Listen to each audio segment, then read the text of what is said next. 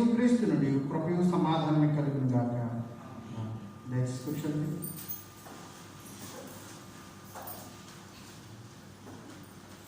క్రీస్తునందు ప్రియ దేవుని బిడ్డలారా, దేవుని యొక్క మహోచితమైన కృప చేత మనందరం త్రిత్వకాలం 14వ వారంలోనికి ప్రవేశించాం.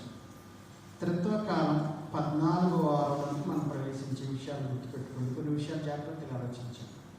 మనకి చక్కని విషయాలు కృష్ణరాజు గారు చెప్పారు, మనసులో ఉంచుకోండి, దాన్ని ఫాలో అవ్వండి. ఎందుకంటే మీ సహకారం మాకు అవసరం. ఇది పద్ధతిగా చక్కటి క్రమంగా జరగాలంటే మీరు ఖచ్చితంగా బుధవారం లోపు మాకు మెసేజ్ పెట్టడం, ఒక వారం వచ్చినా మళ్ళీ పెట్టాలండి, ఇలాంటి ప్రశ్న అడగదు, ప్రతి వారం పెట్టాలి. కాబట్టి ఒక రాకపోయినా ఒక చిన్న మెసేజ్ మాకు పెట్టితే తప్పులేదు, రాలేకపోతున్నామండి అని. రెండో విషయం, కాబట్టి ఈ రీతిగా మనం కొంతకాలం ఈ క్రైసిస్ని దాటాలి. సరే, మనం త్రిత్వంలోని 14 వారం ప్రవేశించి మీకు కొన్ని మెలకువలు చెప్తున్న వాక్యము. మనకున్న టైం తక్కువ, అంటే సంస్కారం కూడా ఇవ్వాలి, 10-15 నిమిషాలు పడుతుంది. కానీ అలాగే వాక్యాన్ని తక్కువ చేయకూడదు. వాక్యం సమయం వాక్యానికి ఇవ్వాలి. అయితే మీకు చెప్పే విషయం ఏంటంటే, గురువారం సాయంత్రమే ఈరోజు పాడే పాటను నేను సాయంత్రం మెసేజ్ పెడుతున్నా, 10-12 నిమిషాలు ఈ దినానికి సంబంధించి. ఆ పాట తెల్లారి పాడతాం, కాబట్టి ఆ రోజు వినండి. మనం పాటలు కూడా నేర్చుకోవాలి, అప్పుడు దేవునిలో మనం లీనమవుతాం. ఆ రోజు అంశానికి సంబంధించిన పాటే పాడతాం, మనం ఏ పాట పడితే అది పాడము. రెండోది, వాక్యానికి ఉన్న సమయం తక్కువ కాబట్టి మీకు ఈ బైబిల్ కార్డు ముందే ఇవ్వబడింది, మీకు ప్రింట్ చేయబడి మీ అందరి బైబిల్స్లోనే ఉంటాయి. మీకు తీరికైనప్పుడు 2-3 సార్లు అయినా చదవండి. ఎన్నిసార్లు అవకాశం ఉంటే అన్నిసార్లు చదవండి. మీరు చదవడం ద్వారా మీ హృదయం సిద్ధపరచబడుతుంది వాక్యం కోసం. ఈ వారం ఏం చెప్పబోతున్నారో మీకు అది క్వశ్చన్ పేపర్, మీకు క్వశ్చన్ పేపర్ ముందే ఇచ్చాం. మాస్టర్ గారు ఏం చెప్తారని మీరు సిద్ధపడి వచ్చినప్పుడు మేము చెప్పింది 15 నిమిషాల 18 నిమిషాలు అన్నది కాదు, వాక్యము మీ హృదయంలో నాటుకుంటుంది, అర్థమవుతుంది. అది మా ఆశ. కాబట్టి దీన్ని మీరు ఫాలో అవసరంగా కోరుచున్నాం. సరే, ధ్యానంలోకి వెళదాం. ఈ దినాన చూడండి, త్రిత్వంలోని మనము ఆ యొక్క 14వ వారంలోకి ప్రవేశించాం. ఈరోజు మన అంశం వచ్చేసి, మన టైటిల్ ఏది నీ గమ్యం. ఏది నీ గమ్యం ఒకసారి చెప్తారా? ఏది నీ గమ్యం, ఎటువైపు నీ పయనం. తర్వాత మాట్లాడడం, ఎటువైపు నీ పయనం, ఏది నీ గమ్యం, ఎటువైపు నీ పయనం. ఈ సమయాన్ని మనం చూస్తూ ఉంటే చూడండి, గలతీ పత్రిక 5వ అధ్యాయము 19వ వచనాన్ని నేను చదివి ముందుకు వెళ్ళాలని ఆశపడుతున్నాను. గలతీ 5 పత్రిక పాఠం 19వ వచనం. శరీర కార్యములు స్పష్టమైనవి, అవేవనగా జారత్వము, అపవిత్రత, కాముకత్వము, విగ్రహారాధన, అభిచారము, ద్వేషములు, కలహములు, మత్సరములు, క్రోధములు, కక్షలు, భేదములు, విమతములు, అసూయలు, మత్తతలు, అల్లరితో కూడిన ఆటపాటలు మొదలైనవి. సరే, గుర్తుంచుకోండి. ఈ సమయాన రెండవది చెప్తున్నాడు 22వ వచనంలో. రెండవది, ఆత్మఫలమేమనగా ప్రేమ, సంతోషము, సమాధానము, దీర్ఘశాంతము, దయాళత్వము, సాత్వికము, మంచితనము, ఆశానిగ్రహం. 9 రకాల తొనలు. మీకు బత్తాయి కాయ, నారింజగా తెలుసు కదా, 9 తొనలు. ఇది కలిపి ఒక ఫ్రూట్. సరే, ఈరోజు మనం త్రిత్వంలోని 14 వారంలో ప్రవేశించాం. వినండమ్మా, ఇప్పుడు చదవద్దు బైబిల్. 24-25 వారాలు అతి ఎక్కువ కాలం ఉండే కాలం త్రిత్వ కాలం. ఈ త్రిత్వ కాలంలో మనం 14వ వారం అంటే హాఫ్ ఆఫ్ ది పూర్తయిపోయింది. హాఫ్ కంటే దాటి 14 వారం. ఈ త్రిత్వ కాలాన్ని బైబిల్ పండితులు 2 సర్కిల్స్గా వివరించారు. రెండు కాదు, ఒక సర్కిల్లో హాఫ్ సర్కిల్ 13 వారాలు, 12 వారాలు, మిగతా హాఫ్ సర్కిల్ మొత్తం కలిపితే ఒక సర్కిల్. ఈ మొదటి హాఫ్ సర్కిల్ ఏమిటంటే దేవుని యొక్క మానవుని పట్ల దేవుని ప్రణాళిక. మన పాఠాలన్నీ ఆ ఉద్దేశాలు ఉంటాయి. మానవుని పట్ల దేవుని ప్రణాళిక, దేవుడు ఎలా రక్షించడానికి వచ్చాడు, దేవునికి ఎలా బోధించాడు, దేవుడు ఎలా స్వస్థపరిచాడు, ఇవి ఉంటాయి ఈ 13 వారాలు. ఇది అయిపోయింది. ఇప్పుడు మానవుని పట్ల దేవుని ప్రణాళిక. ఇప్పుడు దేవుని పట్ల మానవుని ప్రణాళిక.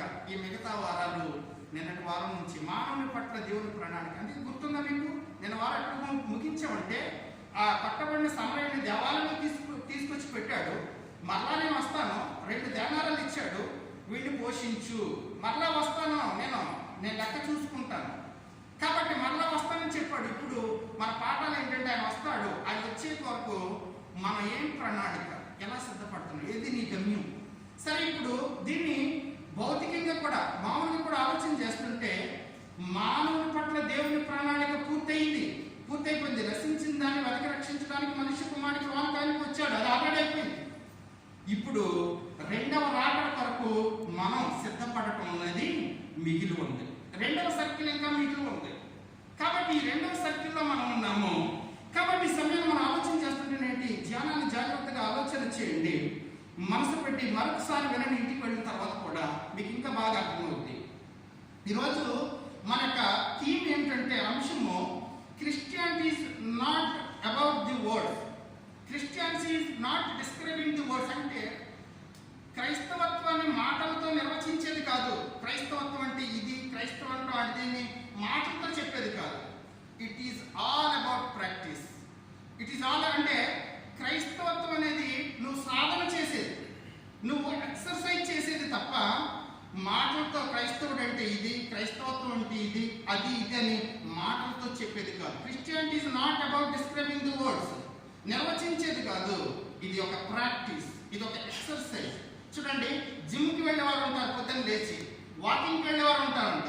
వాకింగ్కి జిమ్కి ఒక రోజు వెళ్తే ఆరోగ్యం రాదు, రోజు వెళ్ళాలి. రోజు వెళితే నీకు ఆరోగ్యం వస్తుంది, రోజు వెళితే నీ బాడీ ఫిట్గా ఉంటుంది.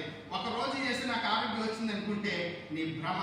కాబట్టి ఇది ఒక నిరంతర సాధన, నిరంతర సాధన. నువ్వు చచ్చే వరకు, ప్రభు వచ్చే వరకు జరుగుతూనే ఉండాలి. కాబట్టి ఇది నా రెండు చెప్తున్నాడండి. గలతీ పత్రిక 5:19 చూసాము. శరీర కార్యములు ఏవనగా అవి జారత్వము, అపవిత్రత, కాముకత్వము, విగ్రహారాధన, కొనిలేవము, కక్షలు. ఏమండి అక్కడ ఇంకోటి చెప్తున్నాడు, కక్షలు, క్రోధములు, మత్సరములు. నాకు తాగుడు అలవాటు లేదండి, నేను మంచోడిని. నువ్వు కక్ష పెంచుకుంటున్నావేమో, నువ్వు క్రోధం పెట్టుకుంటున్నావేమో. కోపానికి క్రోధానికి తేడా ఉంది. కోపం అంటే సడన్ గా వచ్చి తగ్గిపోది. కోపము మాత్రం విడిచిపెట్టు. నువ్వు కోపపడు కానీ పాపం చేయకు. అంటే సరే, అది ఎక్స్ప్రెస్ చేసి అయిపోద్ది. క్రోధం అంటే అప్పుడు ఆడు అలా చేశాడు కదా, ఇప్పుడు ఆడికి తగిన శాస్త్రి చేయాలి, ఇంతకింత పగ తీర్చుకోవాలి, అది క్రోధం. కాబట్టి ఇవి పెట్టుకున్నావేమో శరీర కార్యములు, శరీర కార్యములు. ఇది ఒక పక్కన చెప్పాడు. కిందకు వస్తే ఆత్మఫలం చెప్పాడు. వినండి, ఆత్మఫలం అదేంటి? ప్రేమ, సంతోషం, సమాధానం, దీర్ఘశాంతం, దయాళత్వం. చాలా మంది ఇంట్లో హ్యాండింగ్ ఉంటుంది చక్కని మాటలు. చూడండి, ఈ రెండింటికి శరీర కార్యములు అనగా చూడండి, ఒక చెడ్డ తలంపులు, చెడ్డ ఆలోచనలు, పాపపు ఆలోచనలు, ఇవన్నీ శరీర కార్యాలే. రెండోది ఆత్మఫలం, ప్రార్థన, విశ్వాసము, దయ, కనికరము, ఇవన్నీ కూడా. ఈ రెండింటికి జన్మస్థానం ఏది? ఈ రెండింటికి జన్మస్థానం ఏది? నీ హృదయమే. నా హృదయమే జన్మస్థానం. కాబట్టి రెండింటికి కేంద్ర బిందువు మన హృదయమే. చూడండి, మానవుని హృదయం నుంచి చెడ్డ ఆలోచనలు పుడతాయి, మంచి ఆలోచనలు పుడతాయి. మీకు ఉదాహరణ చెప్తున్నాను. ఒక కుర్రాడు ఉంటాడు, కాలేజీకి వెళ్ళి కుర్రాడు. ఆ కాలేజీ కుర్రాడికి ఆదివారం వచ్చింది, చర్చికి వెళ్ళాలి. చర్చికి వెళ్ళాలని తెలుసు, కానీ అదే రోజు వాడికి ఇష్టమైన ఫేవరెట్ సినిమా రిలీజ్ అయింది. ఫేవరెట్ సినిమా రిలీజ్ అయింది కాబట్టి వాడు మొదట ఎలా ఆలోచిస్తాడంటే, సినిమా ఏమంటే చాలా రోజులు ఆడదు కదా, ఆదివారం ఆరాధన పగొట్టుకోకూడదు, కాబట్టి ఆరాధనకి వెళ్ళాలి అనుకుంటాడు. వెళ్ళాలి అనుకుంటాడు, కానీ ఈలోపు ఫ్రెండ్ ఫోన్ చేస్తాడు, టికెట్స్ దొరికినాయి, నువ్వు అర్జెంట్గా వచ్చేసేది. కాబట్టి తర్వాత వీడి యొక్క ఆలోచన, టికెట్స్ కూడా దొరికినాయి అంట మొదటి రోజు. కాబట్టి తల్లిదండ్రులకు తెలియకుండా మొత్తం మీద సినిమాకి వెళ్ళిపోతాడు. బహుశా వాడి వయసు, వాడి ఆకర్షణ, ఆ హీరో మీద ఉన్న ఆ ఫేవరెటిజము, అభిమానము సినిమాకి కొట్టేస్తాడు. లేకపోతే ఒక మద్యం త్రాగడం, లేకపోతే ఒక డ్రింక్ చేయటం, అది తప్పు, మంచిది కాదు ఆరోగ్యానికి అని బాటిల్ మీదే రాశాడు, తయారు చేసిన బాటిల్ మీద.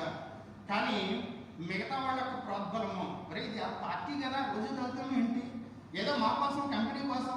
కాబట్టి తప్పని తెలిసినా కూడా వాళ్ళ ప్రెజర్తో, పరిస్థితులను బట్టో ఆ యొక్క ఆకర్షణ దానికి లోన్ అయిపోతూ ఉంటాడు. నేను చెప్పేది ఏమిటంటే, ఇప్పుడు దేవుడు బిడ్డలారా చూడండి, చర్చికి వెళ్లకుండా సినిమాకి వెళ్ళడం తప్పని తెలుసు, కానీ శరీర ఆకర్షణకు లోనైపోయింది కాబట్టి శరీరం వెళ్ళి సినిమా హాల్లో కూర్చుంది. శరీరం సినిమా హాల్లో కూర్చుంది. మనసు ఒక ఏడుపుడు దేవాలయానికి వెళ్ళాలని అదే టైంలో వెళ్ళగలదా? ఆత్మ వెళ్ళగలదా? చెప్పండి. కాబట్టి శరీరం ఆత్మని డామినేట్ చేస్తుంది, శరీరం ఆత్మని డామినేట్ చేస్తుంది. లేకపోతే తాగడం తప్పని తెలుసు, శరీరం ఆత్మను డామినేట్ చేసినప్పుడు శరీరం ఆత్మకి బలహీనమైపోయి లోపడుతుంది. చూడండి, మన మనసు, మన హృదయంలో 4 సర్కిల్స్ ఉంటాయి. 4 గదులు ఉంటాయని చదువుకున్నాం కదా, 4 సర్కిల్స్. సినిమాకి వెళ్ళాలా, ఆరాధనకి వెళ్ళాలా? ఫస్ట్ ఆరాధనకే వెళ్ళాలనుకున్నాడు. తర్వాత ఏమవుతుందండి, కొద్దిసేపటికి సరే పాస్టర్ గారే కదా, ఏమనుకోలే, రెండు 50-50 అవుతుంది. సినిమా లేకపోతే ఆరాధన 50-50 త్రాసులో అటా ఇట ఊగిసలాడి మొత్తం మీద ఎటువైపు మొగ్గు చూపుతావో ఏదో ఒకటి 3 అయిపోద్ది. 3 రెండు కదా, 3 సర్కిల్స్లో నువ్వు సినిమాకి వెళ్ళాలనుకుంటావు కాబట్టి సినిమాకి వెళ్తావు. లేదు నేను సినిమాకి వెళ్ళకూడదు ఈరోజు, తర్వాత చూద్దాం, చర్చికి వెళ్దాం. కాబట్టి ఏది డామినేట్ చేస్తుంది నిన్ను? ఏది డామినేట్ చేస్తుంది? వాక్యం చూడండి, గలతీయులకు రాసిన పత్రిక పాఠంలో 17వ వచనం చూడండి. 5వ అధ్యాయము 17వ వచనం ఎవరైనా చదవండి. శరీరం ఆత్మకును ఆత్మ శరీరముకును విరోధముగా అపేక్షించును. చూడండి, ఇది ఒకదానికొకటి వ్యతిరేకముగా ఉన్నవి కనుక మీరేమి చేయ నిశ్చయింతురో, చూడండి, మీరేమి చేయ నిశ్చయింతురో వాటిని చేయకుందురు. ప్రాక్టికల్ గా మాట్లాడుకుందామండి. ప్రాక్టికల్ గా జనవరి 1 రోజున అందరం ప్రార్థన చేస్తాం, అందరం తీర్మానాలు తీసుకుంటాం. ఏమని తెలుసా? ఈ సంవత్సరమైనా పరిశుద్ధంగా బ్రతకాలి, ఈ సంవత్సరమైనా నీతిగా జీవించాలి, ఈ సంవత్సరమైనా పోయిందేదో పోయింది యథార్థంగా జీవించాలని అందరం తీర్మానాలు తీసుకుంటాం. నెల తిరక్క ముందే, జనవరి నెల తిరక్క ముందే ఎక్కడో విషయంలో కుటుంబంలో గొడవ, పరిస్థితుల ప్రభావం, ఏదో ఒక సమస్య ఎక్కడ చేస్తావులే మనమేనేంటి అందరూ కూడా ఎలాగే ఉన్నారు అని నువ్వు తీసుకున్న తీర్మానం నుంచి నువ్వే తప్పిపోతావు. ఇంకా నెల కూడా తిరగల, నువ్వే తప్పిపోతావు. తీర్మానం తీసుకున్నది ఎవరు? అసలు తీర్మానం తీసుకున్నది ఎవరు? దేవుడు చెప్పాడు అది తీసుకో, ఖచ్చితంగా జనవరి 1 రోజున తీసుకోవడం నువ్వు చేయగలిగితే ఏ రోజైనా తీసుకోవచ్చు. తీసుకున్నది నీవే తీర్మానం. రెండోది, తప్పిపోయింది ఎవరు? తప్పిపోయింది కూడా నువ్వే. రెండు ఎక్కడి నుంచి వచ్చినాయి? రెండు నీ హృదయంలో వచ్చాయి. రెండు యొక్క బలం నీ హృదయంలో వచ్చాయి. కాబట్టి ఈ సమయాన్ని మనం ఆలోచన చేస్తుంటే రోమాపత్రిక 7వ అధ్యాయము 18-19 వచనాలు కూడా చూడండి. రోమాపత్రిక 7వ అధ్యాయము 18-19 వచనాలు కూడా మీరు చదివితే పౌలు భక్తుడు మాట్లాడుతున్నాడు అక్కడ. అనగా నా శరీరమందు మంచిదేదియు నివసింపదని నేను ఎరుగుదును, మేలైనది చేయవలనని కోరిక నాకు కలుగుచున్నది కానీ, చూడండి, మేలైనది చేయవలనని కోరిక నాకు కలుగుచున్నది కానీ దానిని చేయుట నాకు కలుగుటలేదు. నేను చేయగోరు మేలు చేయక చేయకోరని కీడు చేయుచున్నాను. చాలా జాగ్రత్తగా అర్థం చేసుకోండి. మేలైనది చేయాలని కోరుకుందండి, పరిశుద్ధంగా ఉండాలని కోరుకుందండి. జనవరి 1 రోజున ఈ రోజు నుంచి ప్రతిరోజు 10 నిమిషాలు బైబిల్ చదవాలని కోరుకుందండి. మోకరించి ఉపవాసం రోజు నెలకోసారైనా ప్రార్థన చేసుకోవాలని కోరుకుందండి. కానీ కొన్ని రోజులు అయ్యేటప్పటికి ఇప్పుడు బిడ్డారా, నీ కోరికను డామినేట్ చేస్తుంది. నీ కోరికను, నీకున్న ఆకలో, నీకున్న పరిస్థితిలో, నీకున్న ప్రభావం, నీకున్న సమస్య డామినేట్ చేసేమంటుంది తెలుసా? మేలైనది చేయగోరియు, నేను చేయగోరు మేలు చేయక చేయగోరని కీడు చేయుచున్నాను. చచ్చా అలా చేయకూడదు, చచ్చా అది తప్పు. కాబట్టి సమయాన్ని ఆలోచించి ఒక్క ఉదాహరణ చెప్పమంటారా? దావీదు గొప్ప ప్రార్థనా పరుడు, దావీదు గొప్ప విశ్వాసి. 150 కీర్తనల్లో మెజారిటీ ఆఫ్ ది కీర్తనలు బహుశా 112, 115 వరకు కూడా కీర్తనాకారుడు దావీదు రాశాడు. కానీ ఆయన రాయక ముందు అట్లాంటి దావీదు ఒక రోజున మిద్దె మీద నుంచి చూసినప్పుడు అది పాపం. ఒకవేళ చూసిన తర్వాత కావాలనుకోవడం పాపం కదా దేవుడు పెట్టారా? కాబట్టి సమయాన్ని చాలాసార్లు నీకు పాపం తప్పని తెలుసు, కానీ ఆ తప్పు వైపు నీ శరీరం నడిపిస్తుంది. పాపం అంటే ఎక్కడో ఉన్నవాడు అనుకోవద్దు సుమా, ఎక్కడో ఉన్నవాడు అనుకోవద్దు, అది నీలో ఉంది. కాబట్టి ఈ సమయాన్ని మనం ఆలోచన చేస్తుంటే నీలో ఉన్న పాపం నీలో ఉన్న ఆత్మను అడ్డగిస్తుంది. నీలో ఉన్న పాపం నీలో ఉన్న ఆత్మను అడ్డగిస్తుంది. నిన్ను అడ్డగిస్తున్నది, నిన్ను వ్యతిరేకిస్తుంది, నిన్ను ఆపు చేస్తుంది నీ పక్కింటోడు కాదు, నీ పొరుగుడు కాదు, నీ పక్క బెడ్ స్పేస్ ఆవిడు కాదు, నీ విరోధి కూడా కాదు. నిన్ను అడ్డగిస్తుంది విరోధి కూడా కాదు, నీ ప్రార్థన, నీ విశ్వాస జీవితాన్ని అడ్డగిస్తుంది. నీలో ఉన్న పాపమే నిన్ను అడ్డుకుంటుంది. ఆ తర్వాత చేద్దాంలే, మళ్ళీ ఇంకో ఆరాధన. ఈ సమయాన్ని ఆలోచించండి. నేను ఒక నీకు పని ఉండి ఆరాధనకు రాలేకపోతే మిమ్మల్ని నిందించట్లా. పనులు లేక 4-5 నెలలు బాధపడ్డాం. ఓకే, వెళ్ళండి. నువ్వు పని లేకపోవడం, ఒకవేళ ఖాళీగా ఉండి దేవుడి సన్నిధికి రాలేకుండా ఉన్నాము, ఎన్ని మెసేజ్లు పెట్టావు, అయ్యారు అందరు చర్చిలు తెరవబడ్డాయంటండి. ఇది నాకు చర్చి తెరవబడలేదండి. అయ్యో చర్చి తెరవబడితే దేవుడి సన్నిధికి వెళ్ళాలని ఉంది. ఇది నన్ను ఆలోచించేయండి ప్రియమైన బిడ్డ. ఇది వరకటి పరిస్థితులు వేరు.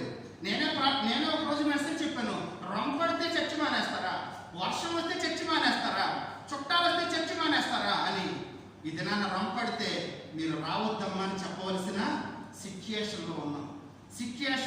రంపడితే ఈ సమయం ఆలోచించి, పక్కడు దగ్గు తగ్గితే ఏమో వీడికి ఏమైనా ఉందేమో ఆలోచించేది. పరిస్థితులు ఎలా మారింది తెలుసా? నువ్వు రావాలనుకున్నా రాలేని పరిస్థితి, ఇది నాన్న వాతావరణం మనం చూస్తుండగానే ఎలా మారిపోతుంది. జాగ్రత్తగా ఆలోచించండి ప్రియమైన బిడ్డారా. ఆమోస గ్రంథంలో ఎప్పుడో చదివాము, దేవుని వాక్యం కొరకు నేను క్షామం పుట్టిస్తాను, కరువు. ఆ దినాన్న దేవుని మాట కోసం సముద్రం నుండి ఈ సముద్రం వరకు ఆ సముద్రం వరకు పరిగెడతారు, కానీ వారికి దొరకదు. మొన్నటిదాకా రెండమ్మా చెప్పారు చక్కని మాట, అమ్మ రెండమ్మా రండి, ఇంకా రండి, ఎంతమంది వస్తే అంతమంది రండి. మెసేజ్ ఇప్పుడు 20 మందే రండి, పాస్టర్ గారితో కలిపి 20 మంది. దయచేసి దాటొద్దు, బార్డర్ దాటొద్దు. ఆలోచించే నిజంగానండి దేవుడు సమస్యలో కూడా ఒక పరిష్కారం పెడతాడండి. సమస్యకు ముందే పరిష్కారం పెడతాడు. 4-5 నెలలేనమ్మా, 4-5 నెలల్లో చర్చ జరగలేదు కదా, 4-5 నెలలు చర్చ జరగలేదు కదా, కానీ మీకు వాక్యం అందించడం ఏమైనా లోటైందండి? వాక్యం ఆరాధన అందించడం ఏమైనా లోటైందా? ఎలా అందించాం? ఈ మొబైల్ ద్వారానే కదా. ఈ మొబైల్ ముందే దేవుడు పెట్టాడు.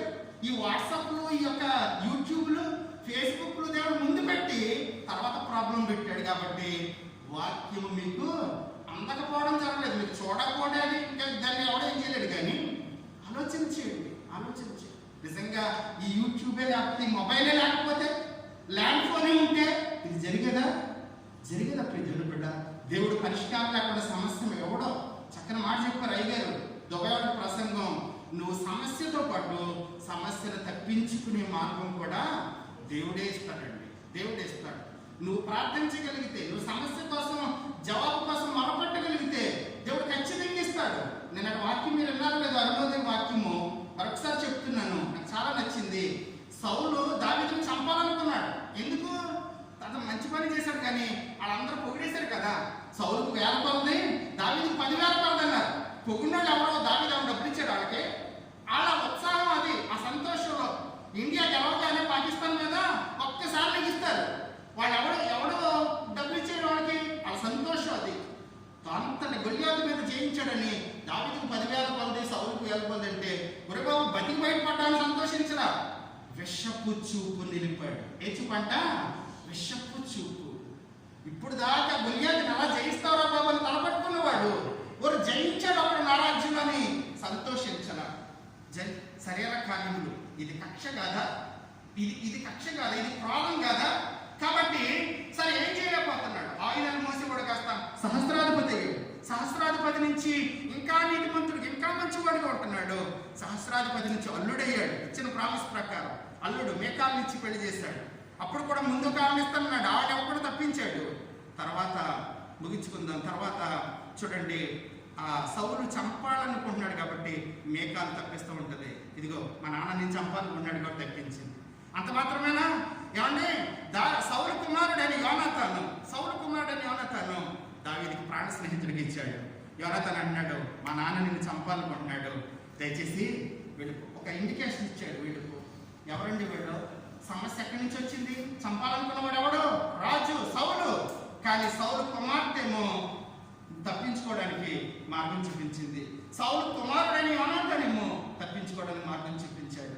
చూడండి, దేవుడు సమస్యతో పాటు పరిష్కారం కూడా ఇస్తాడు, నువ్వు చూడగలిగితే. కాబట్టి ఈ సమయంలో శరీర కార్యములు, అలాగే శరీర కార్యంలో ఆత్మఫలం, ఈ రెండింటికి జన్మస్థానం నీ హృదయం. ఏంటి ఇప్పుడు సొల్యూషన్? జాగ్రత్తగా వినండి. ఇది మళ్ళీ మీరు నాకు చెప్పాలి, ఒక మంచి మాట చెప్పాలి. ఏమిటంటే చూడండి,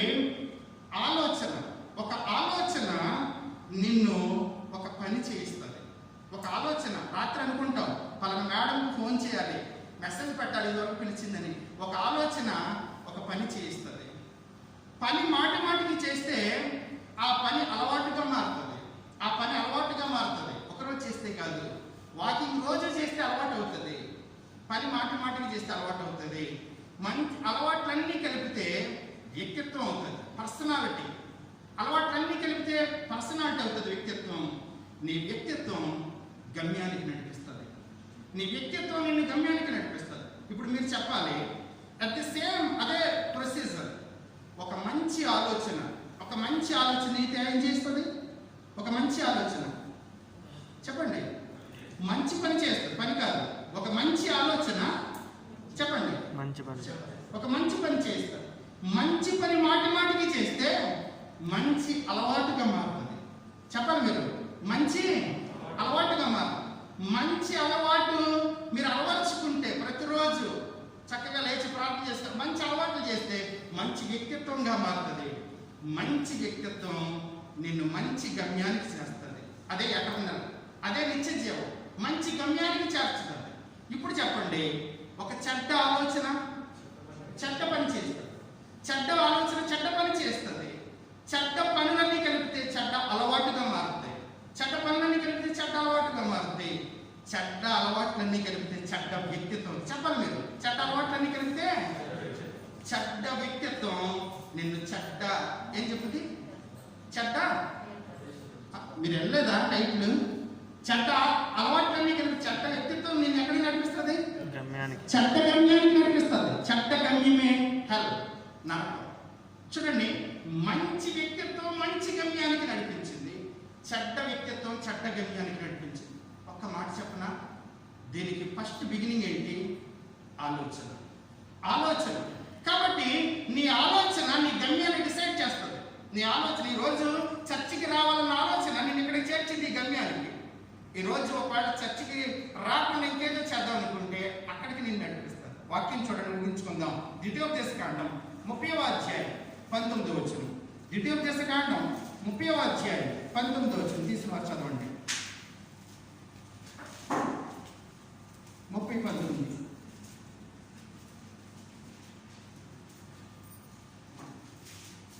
తీసారా?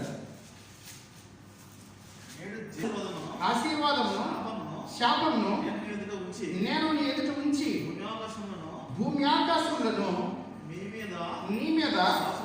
చాలా జాగ్రత్తగా ఉండండి. ఇప్పుడే మనం చెప్పుకున్నాం, ఒక ఆలోచన, మంచి ఆలోచన నిత్యత్వానికి నడిపిస్తుంది, చెడ్డ ఆలోచన చివరికి చెడ్డ గమ్యానికి నరకానికి నడిపిస్తుంది అని ఇక్కడ ప్రభు చెప్తున్నాడు.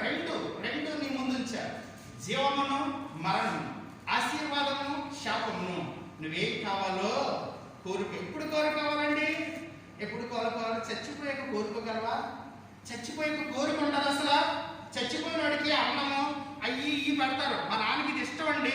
చాలాసార్లు ఆ జ్ఞాపకాన్ని గుడి జరిగింది కదా ఇంటికాడ, ఆ ఫోటో దగ్గర పెడతారు. అయ్యి ఆడేమో తింటాడా అసలు? వాసన చూస్తాడా? ఆలోచించండి, భ్రమ, నీ పిచ్చి భ్రమ. కాబట్టి జీవమును మరణమును ఆశీర్వాదమును శాపమును నీ ఎదుట ఉంచి దేవుడు ఎవరిని సాక్షిగా పెట్టాడు? ఎవరిని? భూమి ఆకాశమును. మనుషులు ఎవరిని పెట్టాల? అసలు నీ సాక్షి అసలే పనికిరాదు. నువ్వు అలా నిలబడతావు అంతే. ఆ రోజు నువ్వు నిలబడతావు అంతే. భూమి ఆకాశం పిలుస్తాడంట సాక్షులుగా. ఆ భూమి ఆకాశం చెప్తే నువ్వు ఎక్కడెక్కడ తిరిగావో, ఏమేం చేసావో, మంచి పనులు చేసావో, చెడ్డ పనులు చేసావో, చెడ్డ తిరిగావో, చర్చికి వెళ్ళావో, ప్రార్థన చేసావో, నీ మీద సాక్ష్యం చెప్పబోయింది నీ ఇరుగు పొరుగు వాడు కాదు, నీ యొక్క చర్చోడు కాదు, ఆడు కాదు, వీడు కాదు. భూమి ఆకాశములు సాక్షులుగా ఉంచబోతున్నాను. కాబట్టి ఆ రోజు ప్రభువు నీ ముందు తీర్పుగా నిలిచే రోజు, ప్రభు వచ్చే రోజు, వచ్చిన తర్వాత తీర్పు తీర్చే రోజు, నువ్వేం పొందాలనుకుంటున్నావు? ఏం ప్రతిఫలం పొందాలనుకుంటున్నావో అప్పుడు సమాధానం ఓట్స్ ఉండవు. అప్పుడు ప్రతిఫలం మాత్రమే పొందుకుంటావు. అప్పుడు చెప్పాలనుకుంటున్నావు, ఇప్పుడే డిసైడ్ చేసుకో. శరీరంతో ఉండగానే ఈ ఊపిరి పోయిన తర్వాత నువ్వు ఇంకేమి ఆలోచించలేవు, ఏమి చేయలేవు, నథింగ్. కాబట్టి నువ్వు ఎటువైపు వెళ్ళాలనుకుంటున్నావు? ఈరోజు మన అంశం, ఏది నీ గమ్యం, ఎటువైపు నీ పై. కాబట్టి నీ గమ్యం సరిగా ఉండాలంటే నీ ఆలోచన సరిగా ఉండాలి. కాబట్టి ఏది కావాలో ఇప్పుడే డిసైడ్ చేసుకో. నువ్వు బ్రతికొండగానే, మనం బ్రతికినను చనిపోయిన ప్రభు వారమై ఉన్నాం. బ్రతికొండగానే ఊపిరిపోయిన తర్వాత ఏం చేయను. కాబట్టి నీ గమ్యాన్ని ఇప్పుడే డిసైడ్ చేసుకుని శరీర కార్యాలతో జీవిస్తున్నావా? ఆత్మఫలాలతో నిండి ఉన్నావా? ఏమో, ప్రభు రాకడ ఎప్పుడైనా రావచ్చు. కరోనా టైంలో ఎప్పుడైనా నువ్వు పోవచ్చు. ఐసీయూలో ఉండి ఈ చరిత్ర అంతా పోయింది. నేను మాట్లాడానండి, అంబసీ రాజు గారు చెప్తున్నారు, మొన్న మాట్లాడింది. నేను శుక్రవారం, ఆదివారం డెత్ కబుర్ వచ్చింది. ఎంత కావాలి? ఎంత టైం కావాలి? కాబట్టి ఏది నీ గమ్యం నిర్ణయించుకోవడానికి ఇది సమయం. పరిశుద్ధాత్మ దేవుడు మీ అందరికీ తోడేవును గాక. ఆమేన్. మొదలుచుకోండి. దేవా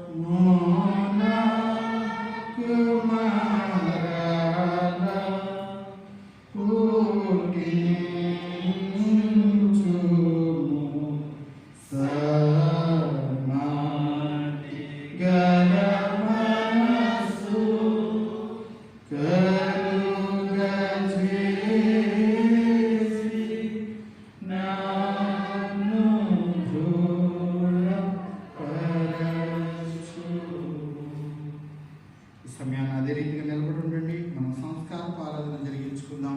సంస్కారం మీ దగ్గరికే తీసుకురాబడుతుంది, మీ దగ్గరికే తీసుకురాబడుతుంది. మీ చేయి చూపిస్తే మీకు నేను రొట్టెను అందజేస్తాను, తర్వాత సేవకులు ద్రాక్షారసం ఇస్తాను, తర్వాత అందరికీ కలిపి దీవెన ఇవ్వబడుతుంది. ఈ విషయం గమనించండి.